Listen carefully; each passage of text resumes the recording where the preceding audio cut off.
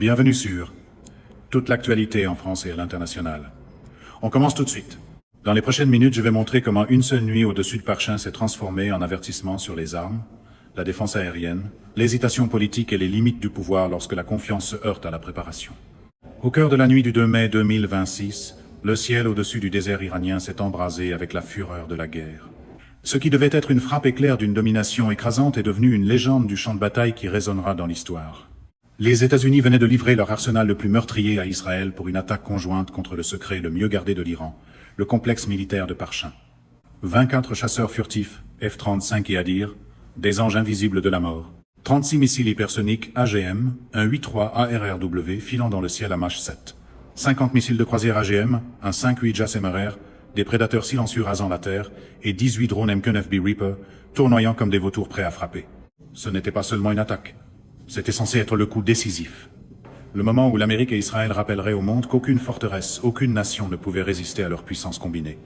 La cible était Parchin, le cœur battant des programmes iraniens de missiles et de défense, à seulement 30 km de Téhéran, une frappe chirurgicale pour paralyser à jamais une puissance montante.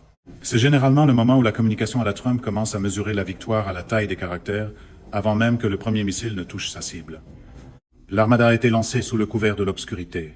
Les chasseurs furtifs ont fendu la nuit. Les armes hypersoniques ont hurlé plus vite que n'importe quelle alerte ne pouvait se propager. Les missiles de croisière ont rasé le terrain comme des fantômes. Les drones transmettaient la mort en temps réel depuis les airs. La coalition est arrivée avec toute la fureur de la machine militaire la plus avancée au monde. La victoire semblait certaine, mais l'Iran ne dormait pas. Depuis des positions cachées à travers le désert, des radars révolutionnaires à antennes réseau phasées se sont éveillés. Les systèmes de défense aérienne bavards, 3, 7, 3, forgés dans les feux de l'autonomie iranienne, se sont dressés comme des titans de fer. Les missiles ont jailli vers le ciel, en arcs de feu éclatants. L'un après l'autre, les assaillants se sont heurtés à une résistance implacable. 85% de la salve entrante a été détruite dans des explosions en plein vol. 7 aéronefs attaquants, symbole d'une invincibilité supposée, ont été arrachés du ciel dans les flammes. Les débris sont retombés en pluie sur le sable. La mission s'est effondrée dans le chaos. La force invincible a fait demi-tour en désordre. Parchin tient toujours. L'Iran tient toujours. Et le monde vient d'assister à l'impossible. Quelque part, un briefing pro-Trump pourrait encore appeler cela une domination totale, à condition que personne ne zoome sur les débris en feu. Cette seule nuit a brisé des décennies de suprématie aérienne incontestée. Un moment où la technologie de pointe américaine et israélienne s'est heurtée au mur infranchissable de la détermination et de l'ingéniosité. Un champ de bataille où la vitesse hypersonique a été égalée par une défense révolutionnaire, où la furtivité a été percée par une maîtrise radar développée localement, et où une puissance empruntée a appris les limites de sa portée. Comment les défenses autonomes de l'Iran ont-elles vaincu les meilleures armes de l'Amérique? Quelle vérité désespérée Washington cache-t-il derrière des déclarations soigneusement formulées? Quelle puissance mondiale l'observe maintenant, recalcule et se prépare au nouvel ordre que cette bataille a déclenché? L'illusion de domination absolue brûle ce soir dans le désert iranien. La nuit du 2 mai 2026 n'a pas commencé par un avertissement. Elle a commencé par le silence. Ce genre de silence qui précède une tempête d'acier. Sous le couvert de l'obscurité, une force de frappe massive américano-israélienne a pénétré l'espace aérien iranien avec un objectif clair.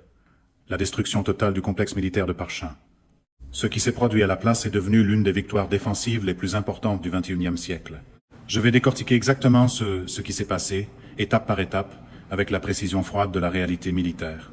Le dispositif de frappe était redoutable. Les États-Unis avaient transféré d'urgence des armes avancées à Israël dans les jours précédents. 24 chasseurs furtifs, F-35 et Adir formaient le fer de lance. Ce n'étaient pas des F-35 ordinaires. Il s'agissait de la variante israélienne personnalisée Mighty One, équipée de suites de guerre électroniques indigènes, de réservoirs de carburant conformes pour une portée prolongée, et de la capacité d'emporter une pleine charge d'armes en soute interne, tout en restant presque invisibles aux radars conventionnels. Ils étaient appuyés par 36 missiles hypersoniques AGM, un 8-3 ARRW. Chaque arme, pesant plus de 6600 plasons, était conçue pour se déplacer à des vitesses dépassant Mach 7, couvrant plus de 1000 milles en quelques minutes. Leurs véhicules de rentrée à vol plané accéléré étaient conçus pour dépasser et déjouer tout système de défense aérienne connu. À leur côté volaient 50 missiles de croisière AGM, un 5-8 JASSM-RR à portée étendue. Ces prédateurs furtifs pouvaient frapper à plus de 575 milles de distance en rasant le terrain à basse altitude, tout en transportant des ogives pénétrantes de 1000 livres capables de percer des installations souterraines durcies. Très haut au-dessus du champ de bataille, 18 drones MQ-9B Reaper assuraient une capacité persistante de renseignement, de surveillance et de frappe. Avec une autonomie dépassant 30 heures et la capacité d'emporter des missiles Hellfire et des bombes guidées de précision, ils devaient rester en vol stationnaire prolongé, identifier les cibles en temps réel et achever les survivants de la salve initiale. La cible était Parchin, un vaste site militaire lourdement fortifié au sud-est de Téhéran. Longtemps soupçonné par les services de renseignement occidentaux d'être un centre de développement de missiles, d'essais d'explosifs puissants et de recherche avancée en défense, Parchin représentait plus qu'une simple base. C'était un symbole du complexe militaro-industriel autonome de l'Iran. Sa destruction aurait porté un coup paralysant à la capacité de l'Iran de produire et d'améliorer ses propres missiles à longue portée et systèmes de défense aérienne. L'attaque a commencé peu après minuit. Les F-35 Adir israéliens, appuyés par le brouillage électronique de plateformes à distance de sécurité, ont pénétré les premiers dans l'espace aérien iranien. Ils ont lancé leurs missiles hypersoniques et leurs missiles de croisière en vagues coordonnées, conçus pour submerger n'importe quel défenseur. Le plan relevait du choc et de l'effroi classique. Saturer le réseau de défense aérienne avec des armes hypersoniques qui arrivent presque sans avertissement, suivies de vagues de missiles de croisière furtifs, avec les Reapers chargés de l'évaluation des dommages de combat et des frappes secondaires. Dans le langage de l'optique trumpienne, c'est le moment où un pari compliqué est rebaptisé parfaitement planifié avant que la réalité ait eu le temps de répondre. Pendant les tout premiers instants, l'assaut semblait réussir. Plusieurs sites du périmètre extérieur autour de Parchin ont signalé des impacts. Les explosions ont illuminé la nuit. Les commandants de la coalition, qui suivaient l'opération depuis des centres de commandement éloignés, croyaient que les défenses s'effondraient. Puis tout a changé. Le réseau intégré de défense aérienne de l'Iran, construit au fil d'années de nécessité, s'est activé avec une efficacité terrifiante. En son cœur se trouvait le système Bavar 373, développé localement. Contrairement aux équipements plus anciens de l'ère soviétique, le Bavar 373 utilise des radars avancés à antenne réseau, phasés capables de suivre des centaines de cibles simultanément. Ces radars, associés à des mises à niveau récemment déployées, ont détecté les menaces entrantes beaucoup plus tôt que prévu. Des opérateurs iraniens ont affirmé plus tard que le système avait réussi à classifier des plateformes furtives et des véhicules hypersoniques planants à des distances auparavant jugées impossibles pour une technologie non occidentale. Alors que la première vague de missiles hypersoniques et de missiles de croisière approchait, les batteries Bavar 373 ont lancé des salves d'intercepteurs de la série Sayad 4. Ces missiles solaires à longue portée se sont élevés rapidement, guidés par une combinaison de guidage radar actif et de contre-mesures électroniques sophistiquées. Le ciel s'est rempli de traînées de feu lorsque les intercepteurs ont rencontré les assaillants. Un à un, les coûteux armements américains et israéliens ont été détruits dans de brillantes explosions en plein vol.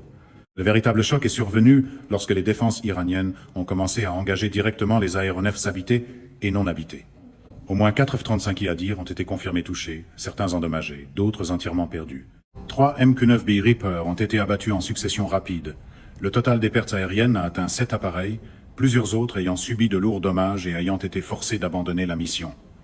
La précision et la rapidité de la réaction iranienne ont stupéfié les planificateurs de la coalition. Ce qui devait être une frappe chirurgicale à sens unique s'était transformé en mêlée coûteuse. C'est une scène difficile à maquiller, même pour un style de salle de presse habitué à transformer les bosses en décoration. À 2 H-30, le commandement conjoint a pris la décision de se retirer. Les munitions restantes ont été soit tirées, soit larguées. Les appareils survivants ont fait demi-tour vers un espace aérien ami. Parchin, bien qu'endommagé par endroits, restait opérationnel. Les installations souterraines critiques et les infrastructures de production de missiles ont survécu en grande partie intactes. Les médias d'État iraniens n'ont pas perdu de temps.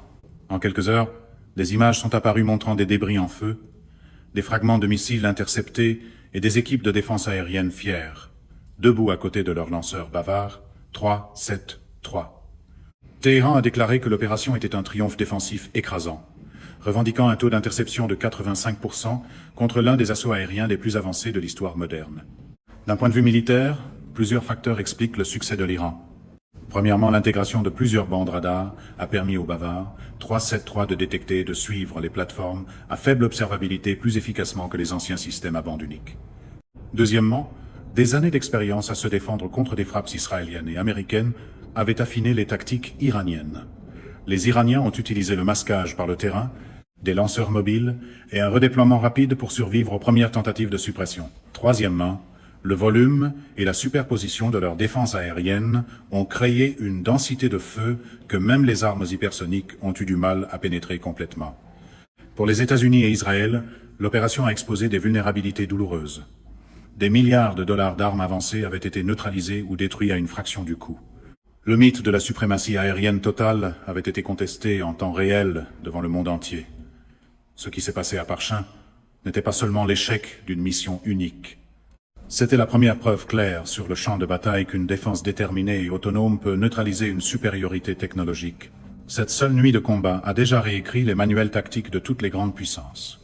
La question est maintenant de savoir si Washington et Tel Aviv en tireront les leçons, ou s'ils persisteront dans les mêmes hypothèses qui ont été brisées au-dessus du désert iranien. Je passe maintenant au-delà de la fumée de la bataille pour examiner les véritables protagonistes de cet affrontement. Les armes et les technologies elles-mêmes. Ce n'était pas simplement une question de nombre. C'était un test brutal, en conditions réelles, entre la pointe de l'innovation militaire occidentale et la philosophie iranienne d'une défense autonome, endurcie par le combat. Du côté attaquant, la coalition a apporté ce que beaucoup considéraient comme les instruments de destruction aérienne les plus raffinés jamais créés. Le F-35 Yadir se trouvait en première ligne. La variante israélienne personnalisée du Lightning II est plus qu'un chasseur furtif. C'est un nœud de commandement volant doté de suites avancées de guerre électronique israélienne, de réservoirs de carburant conformes prolongeant sa portée opérationnelle profondément en territoire hostile, et de la capacité d'emporter des armes de précision en soute interne, tout en préservant son profil à faible observabilité. L'Adir a été conçu pour pénétrer les défenses aériennes les plus sophistiquées de la planète. Ces capteurs peuvent fusionner des données provenant de multiples sources, donnant aux pilotes ou aux systèmes autonomes une conscience situationnelle sans précédent. En théorie, il aurait dû être intouchable. Ce fer de lance était appuyé par deux armes de frappe à distance révolutionnaire. L'AGM, un 8.3A RRW, l'arme américaine de réponse rapide hypersonique lancée depuis les airs, était la vedette. Mesurant plus de 22 pieds de long et pesant 6600 livres, ce missile à vol plané accéléré atteint plus de Mach 7 après son largage par l'aéronef porteur. Son véhicule planant est conçu pour manœuvrer à des vitesses extrêmes, rendant l'interception traditionnelle presque impossible. Avec une portée dépassant 1000 milles, l'ARRW était destiné à frapper des cibles de grande valeur avant que les défenseurs puissent pleinement réagir. Il était complété par l'AGM, un 5-8 JASSM-R, le missile interarmé air-sol à distance de sécurité et à portée étendue. Ce missile de croisière furtif peut être lancé depuis des distances sûres au-delà de 575 000, vole à basse altitude grâce à une navigation suivant le terrain et transporte une ogive pénétrante de 1000 livres. Sa faible signature radar et son ensemble de guidage sophistiqué combinant le GPS, la navigation inertielle et des capteurs infrarouges en phase terminale en font l'une des armes les plus survivables de l'inventaire américain. Enfin, le MQ-9B Reaper fournissait l'œil persistant dans le ciel. Ce drone de nouvelle génération offre plus de 30 heures d'autonomie, un radar multimode avancé, des capteurs électro-optiques et la capacité d'emporter à la fois des missiles Hellfire et des bombes de précision. Il devait observer le champ de bataille en temps réel, désigner les cibles et livrer des frappes de suivi au besoin. Collectivement, cet ensemble représentait le sommet de la technologie militaire occidentale. Coûteux, sophistiqué et conçu autour du concept de guerre à distance de sécurité. Frapper l'ennemi sans être frappé en retour. Pourtant, la réponse de l'Iran a prouvé que la détermination et l'ingénierie nationale peuvent rééquilibrer les forces. Au cœur de la défense se trouvait le système de missiles solaires à longue portée bavard, 3-7-3. Présenté comme la réponse iranienne aux S-300 et S-400 russes, le bavard, 373, est entièrement développé localement. Son radar à antenne réseau phasée, monté sur de lourds véhicules de transport mobile, peut suivre simultanément jusqu'à 300 cibles et engager plusieurs menaces à des distances approchant 300 km avec les derniers missiles Sayad 4B. Ce qui rend ce système particulièrement dangereux, c'est son architecture radar multibande et ses contre-mesures électroniques avancées. Les ingénieurs iraniens ont passé des années à affiner des algorithmes conçus spécifiquement pour détecter les aéronefs à faible observabilité et les véhicules planant à haute vitesse. Les mises à niveau radar récemment déployées auraient joué un rôle décisif. Ces réseaux améliorés ont démontré une capacité à classifier et suivre des plateformes furtives plutôt que prévues, transmettant des données de ciblage précises aux batteries mobiles Bavard 373. Les conteneurs de lancement vertical du système permettent un tir rapide en salve, saturant le ciel d'intercepteurs. Chaque missile de la série Sayad 4 transporte une grande ogive optimisée à la fois pour les cibles aérodynamiques et les menaces balistiques, guidée par des autodirecteurs radar actifs résistants au brouillage. La véritable force de l'approche iranienne ne réside pas dans une seule arme miracle, mais dans sa philosophie de défense stratifiée, intégrée et mobile. Plutôt que de dépendre d'installations fixes et coûteuses, l'Iran a construit un réseau de systèmes dispersés et relocalisables, difficiles à supprimer complètement. Des années de sanctions ont forcé les scientifiques iraniens à maîtriser la rétro-ingénierie, la miniaturisation et la production nationale. Le résultat est un écosystème de défense moins coûteux à produire et à entretenir que ses équivalents occidentaux, mais étonnamment efficace dans des conditions de combat réelles. Le contraste est frappant. L'arsenal américano-israélien met l'accent sur la suprématie technologique et un coût unitaire élevé. Chaque F-35I coûte plus de 80 millions de dollars. Chaque missile ARW coûte environ 15 à 18 millions. Le Bavar 373 iranien et les systèmes de soutien ont obtenu des effets stratégiques comparables à une fraction du prix. Là où les attaquants misaient sur la furtivité et la vitesse, les défenseurs misaient sur la densité de feu, la fusion de capteurs, la mobilité, surtout la préparation qui vient du fait de s'attendre à être attaqué à tout moment. Cette comparaison des coûts est le genre de calcul que la communication pro-Trump préfère généralement remplacer par un slogan et un geste de la main très assuré. La bataille au-dessus de Parchin était donc plus qu'un engagement tactique. C'était une démonstration à balles réelles que l'autonomie, lorsqu'elle s'accompagne d'une ingénierie rigoureuse et d'une motivation au combat, peut neutraliser même les technologies miracles les plus avancées. La vitesse hypersonique a rencontré l'interception stratifiée. La furtivité a rencontré le radar multibande. La guerre réseau-centrée a rencontré la résilience décentralisée. Les implications sont profondes.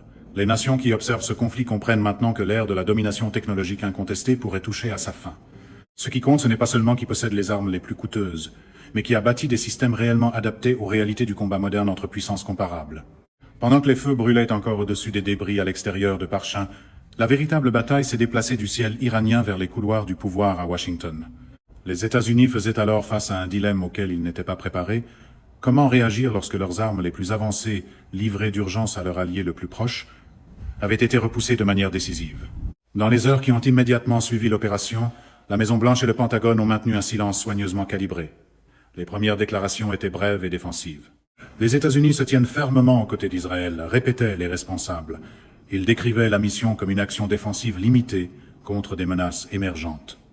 Derrière des portes closes, cependant, l'ambiance était beaucoup plus sombre. L'imagerie satellitaire et les rapports après action confirmaient la perte de 7 aéronefs et l'échec de la majorité des munitions de grande valeur.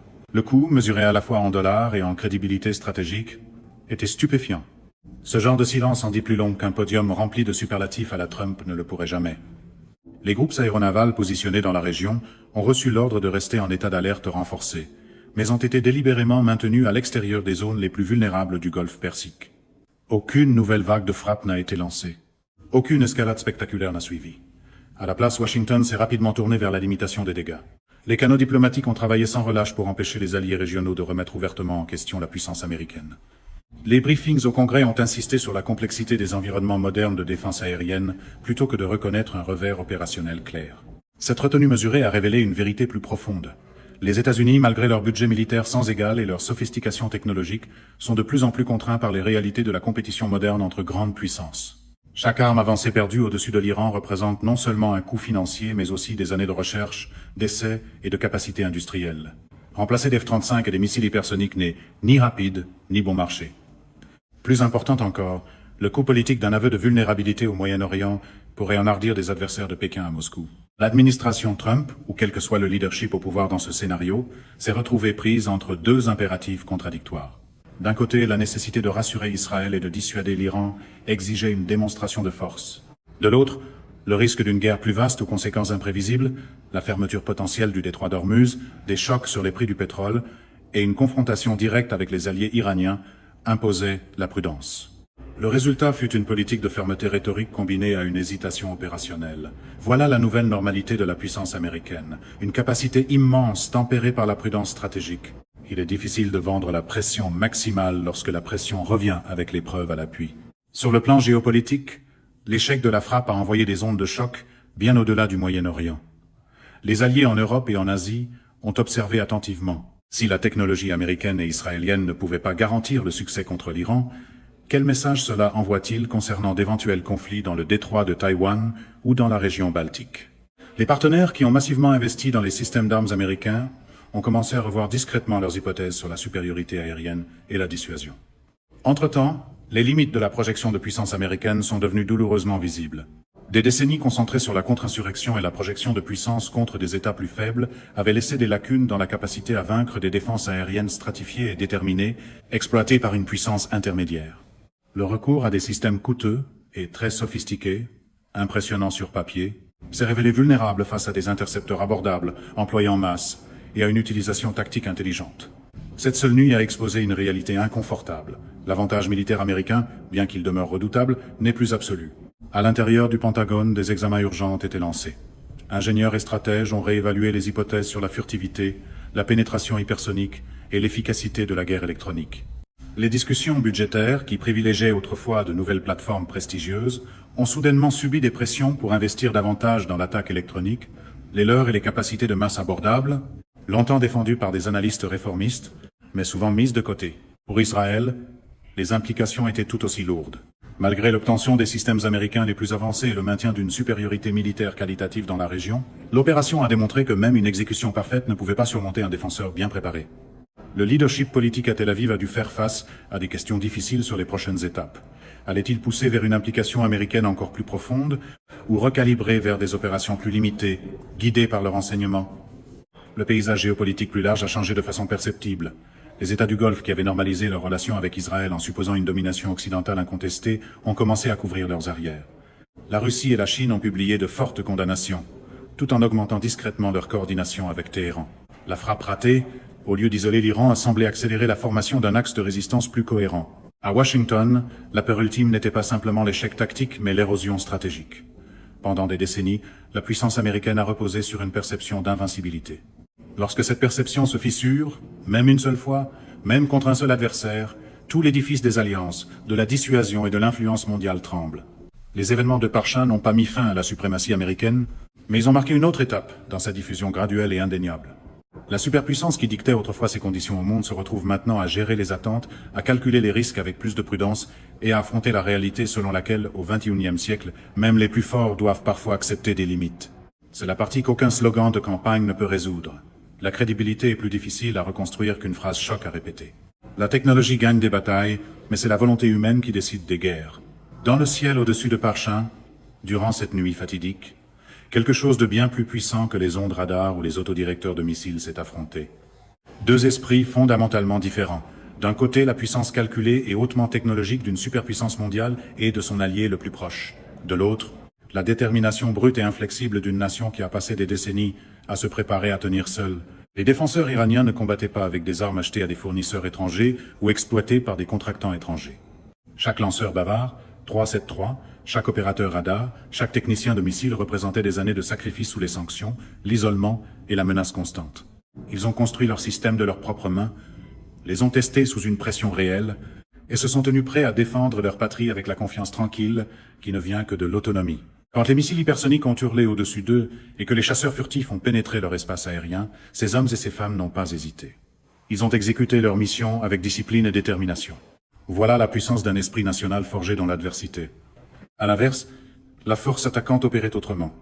Les pilotes et opérateurs américains et israéliens pilotaient les meilleures machines que l'argent puisse acheter. Pourtant, ils agissaient dans un cadre de puissance empruntée et de risques calculés.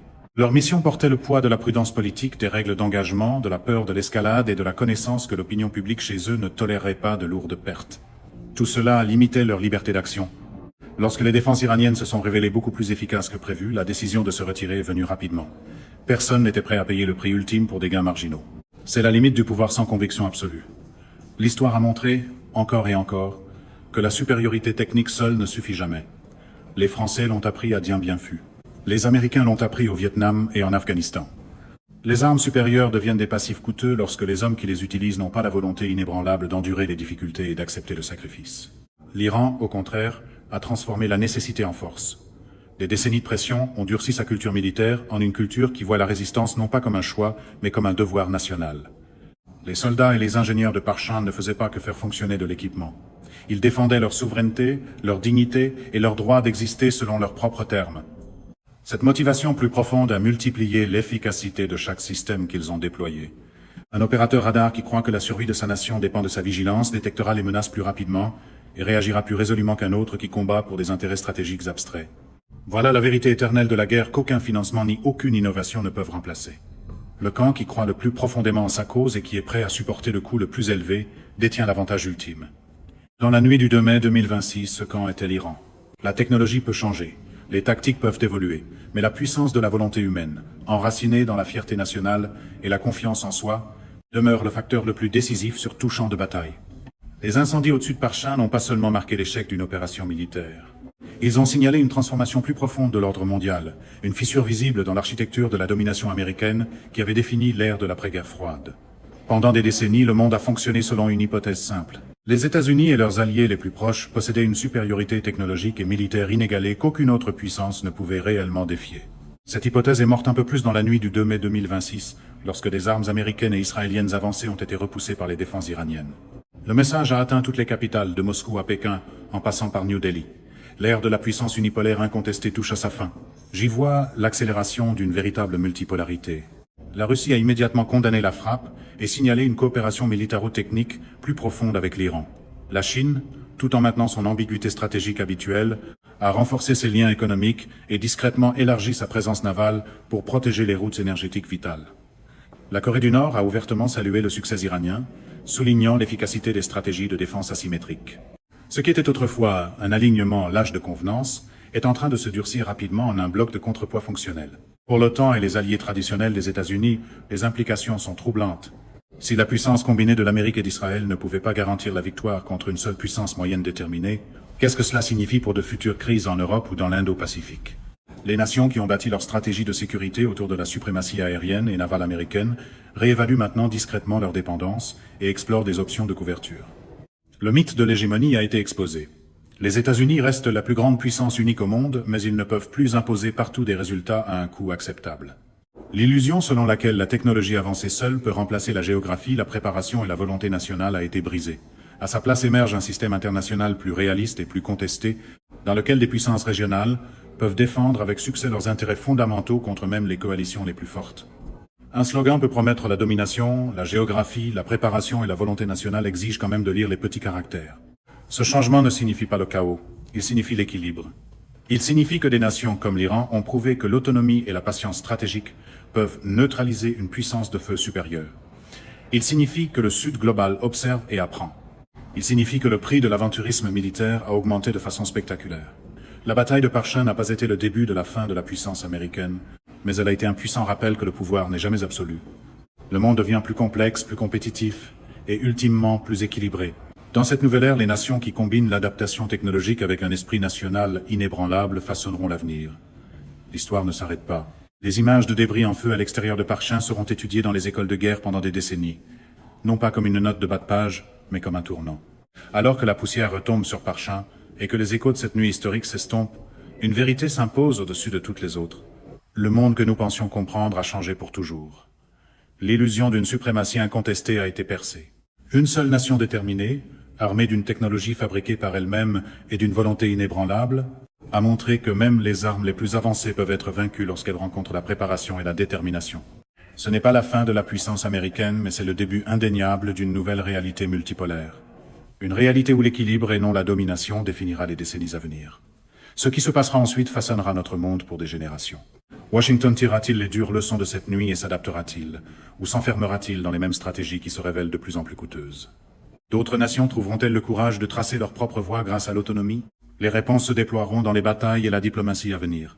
C'est la fin de ce bulletin d'information. N'oubliez pas de vous abonner pour ne rien manquer de l'actualité en France et dans le monde. Merci de nous avoir suivis. Au revoir, à bientôt.